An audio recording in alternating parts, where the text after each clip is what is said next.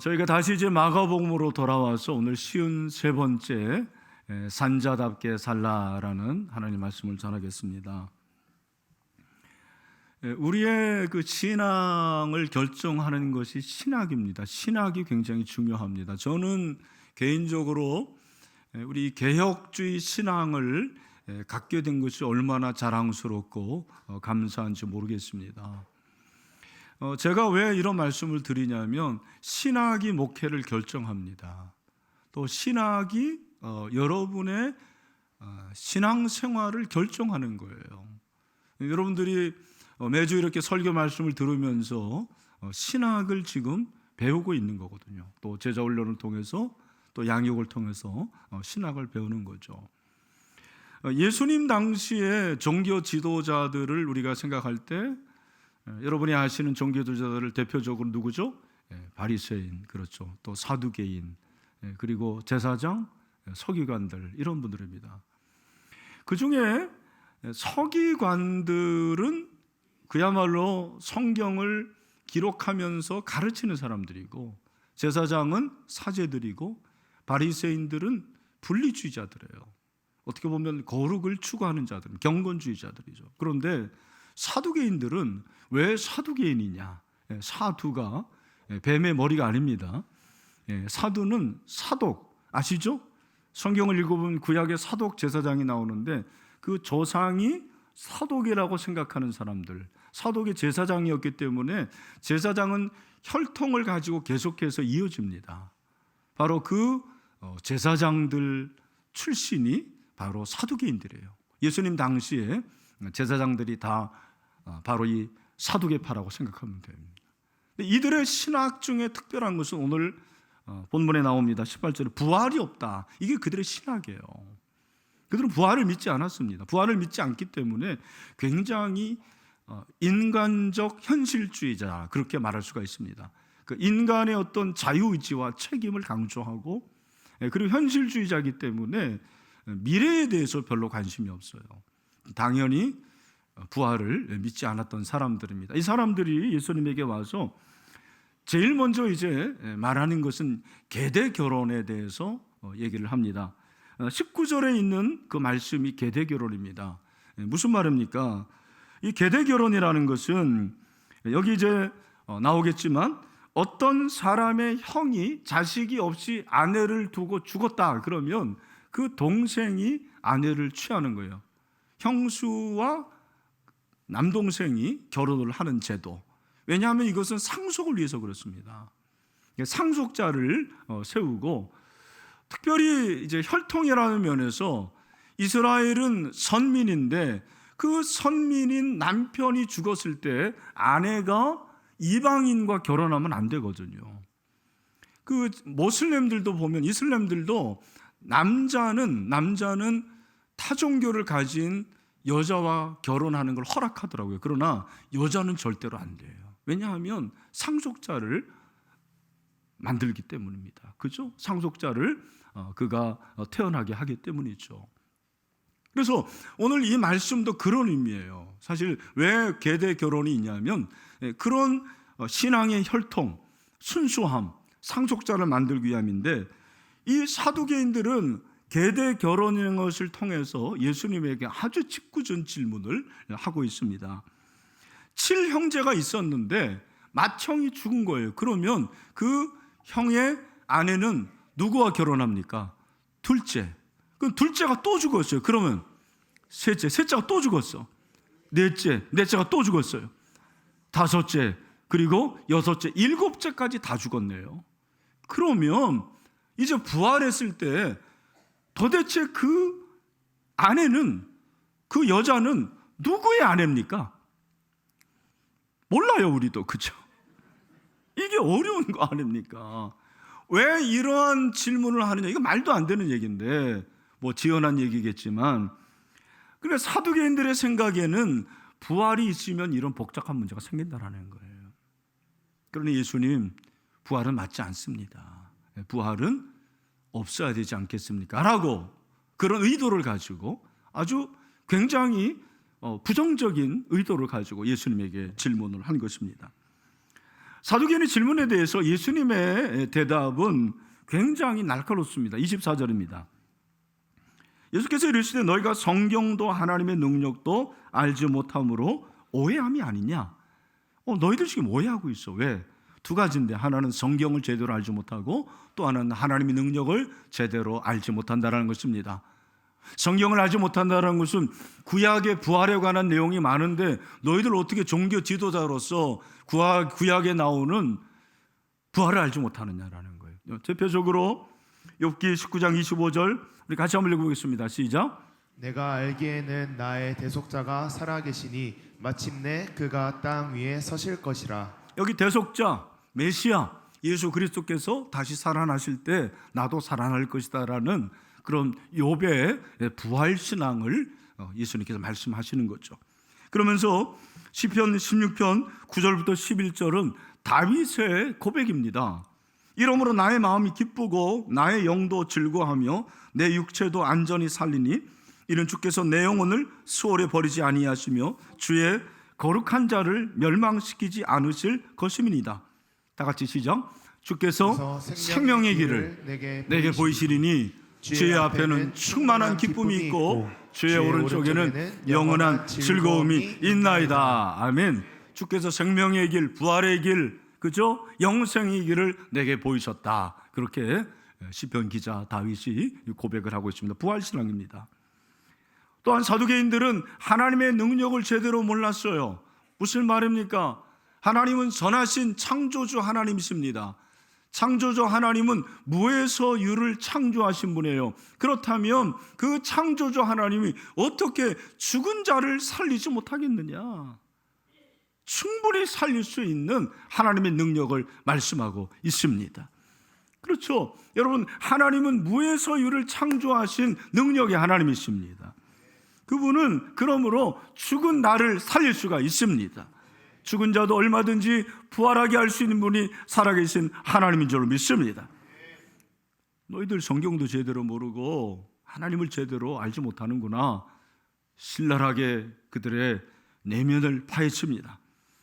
그러면서 25절에 보면 사람이 죽은 자 가운데서 살아날 때에는 장가도 아니가고 시집도 아니가고 하늘에 있는 천사들과 같으니라. 이거 굿뉴스예요. 무슨 말입니까?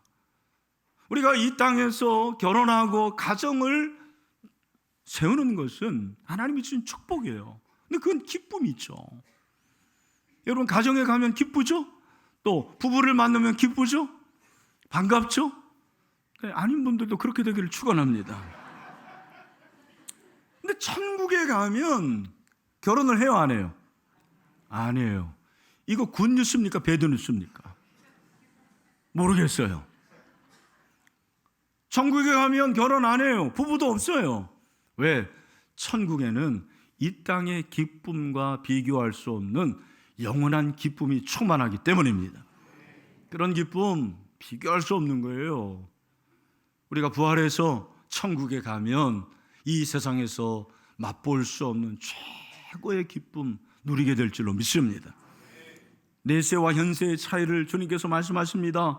그러면서 결정적으로 26절 죽은 자가 살아난다는 것을 말할진대, 부활을 말할진대 너희가 모세의 책 중 가시나무 떨기에 관한 글에 하나님께서 모세에게 이르시되, 다 같이 시작. 나는 아브라함의 하나님이요 이삭의 하나님이요 야곱의 하나님이로다 하신 말씀을 읽어보지 못하였느냐. 여러분 잘 들어주십시오. 왜 이 사두개인들이 부활을 믿지 않았냐면 그들의 신학이라고 그랬잖아요.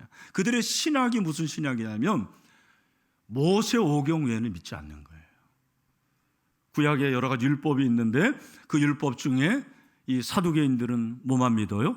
모세 오경만 믿어요. 모세 오경만 믿는데 모세 오경에 부활에 관한 내용이 없다고 생각하는 거예요. 부활을 나는 본 적이 없다라고 얘기하는 거예요. 그런데 예수님은 전혀 다른 말씀을 하십니다. 모세의 글, 모세오경이에요. 출애굽기 3장 내용을 인용을 하시면서 모세가 시내산에서 하나님을 만나게 되는데 그 떨기나무를 보게 됩니다. 그랬을 때 나는 스스로 있는 여호와다 그렇게 말씀하시죠. 스스로 있는 그 여호와는 어떤 하나님입니까? 6절 말씀, 출애굽기 3장 6절에 보니까 뭐라고 그랬어요? 우리 다 같이 믿음으로 시작. 또 이르시되 나는 내 조상의 하나님이니 아브라함의 하나님, 이삭의 하나님, 야곱의 하나님이라. 모세가 하나님 배웁기를 두려워하여 얼굴을 가리매. 여러분, 구약 성경 중에 정말 중요하고 아주 신성한 말씀이 출애굽기 3장에 기록이 되어 있어요. 여러분들이 이 말씀을 이해할 때 머리가 좀 좋아야 돼요. 네, 정신을 차리십시오. 하나님이 모세를 얘기하면서 그 하나님이 아브라함의 하나님, 이삭의 하나님, 야곱의 하나님이라는 거예요. 자, 그럼 제가 질문 한번 해볼게요. 여러분, 아브라함과 이삭과 야곱은 죽었습니까? 살았습니까? 죽었죠. 맞죠? 근데 하나님께서 나는 산자의 하나님이라고 그러면서 아브라함과 이삭과 야곱을 말씀하십니다. 그 말은 아브라함과 이삭과 야곱은 살았다라는 거예요? 죽었다라는 거예요? 살았다라는 거죠. 이해가 되시죠? 내가 산자의 하나님인데 너희가 믿는 그 열조 조상 아브라함과 이삭과 야곱의 하나님이다. 그 말은 그들은 비록 죽었지만 부활해서 나와 천국에서 함께하고 있다. 할렐루야. 저는 이 말씀에서 아주 중요한 사실을 깨달았어요. 아, 믿는 자, 신자는 산자구나. 저와 여러분은 산자입니다. 할렐루야. 그래서 모세오경의 부활이 나오지 않은 게 아니야. 너희들이 믿고 있는 그 열조들, 조상들, 아브라함의 아들 이삭, 아들 야곱은 다 죽었지만 지금 나와 천국에서 함께하고 있어. 부활했어. 산자들이야. 할렐루야. 27절 말씀 오늘 본문의 핵심이에요.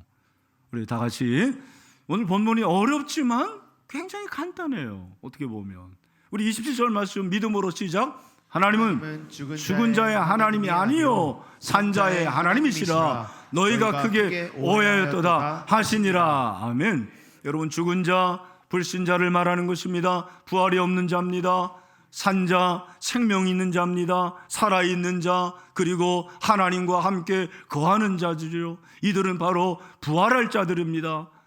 여러분, 저와 여러분이 바로 산자들입니다. 신자는 산자입니다.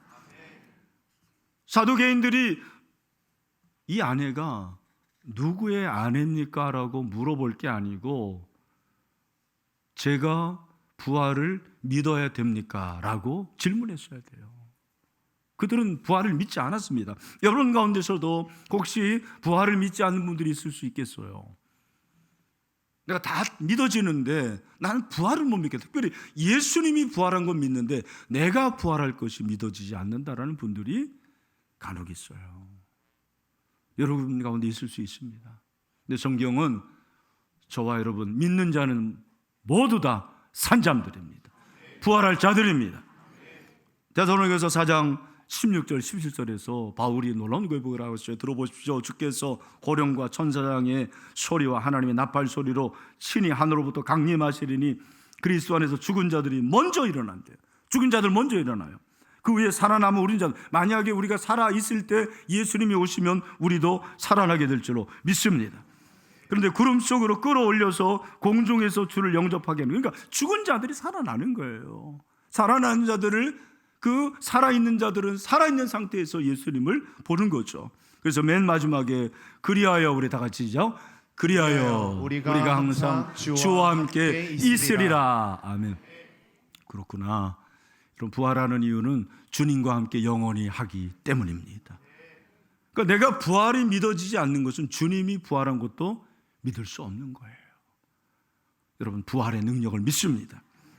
저는 부활을 생각할 때마다 늘 감격이 있고 감사가 있어요. 얼마나 좋은지 모르겠어요. 산자인 우리는 그러므로 부활이 정체성이에요. 신자의 정체성은 십자가로 끝나는 것이 아니고 십자가 이후에 부활, 그 부활을 통해서 하나님과 영원히 사는 그것이 바로 신자의 정체성인 줄로 믿습니다. 그러므로 우리는 달라야 돼요. 날마다 우리는 사는 자들이에요. 죽은 자들과 다릅니다. 부활의 시제는 항상 저는 현재와 미래여야 된다고 생각해요. 현재도 늘 우리는 살아있는 자들이에요. 죽은 자들처럼 그렇게 근심하고 두려워하고 염려하고 그러면 안 돼요. 가난 때문에 힘들어하고 돈이 좀 부족한 것 때문에 원망하고, 여러분 그건 다 죽은 사람의 모습이에요. 그거 다 이 땅에서 놓고 갈 자들입니다.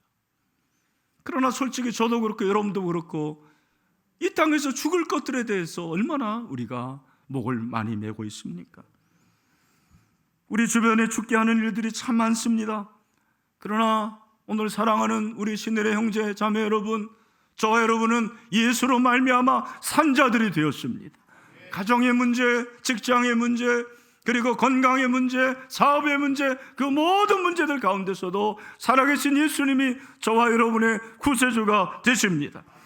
그러므로 우리는 사나 죽으나 주님의 것입니다. 사랑하는 성도 여러분, 죽은 자와 같지 않는 게 뭐냐? 소망을 버리지 않는 거예요. 끝까지 소망을 버리지 맙시다. 이사야서 26장 19절을 보니까 이 말씀도 구약에 나타난 부활의 말씀인데, 주의 죽은 자들은 살아나고 그들의 시체들은 일어나리이다. 티끌에 누운 자들아, 티끌에 누운 자들, 저와 여러분의, 우리가 티끌이잖아요. 먼지잖아요. 너희는 깨어 노래하라.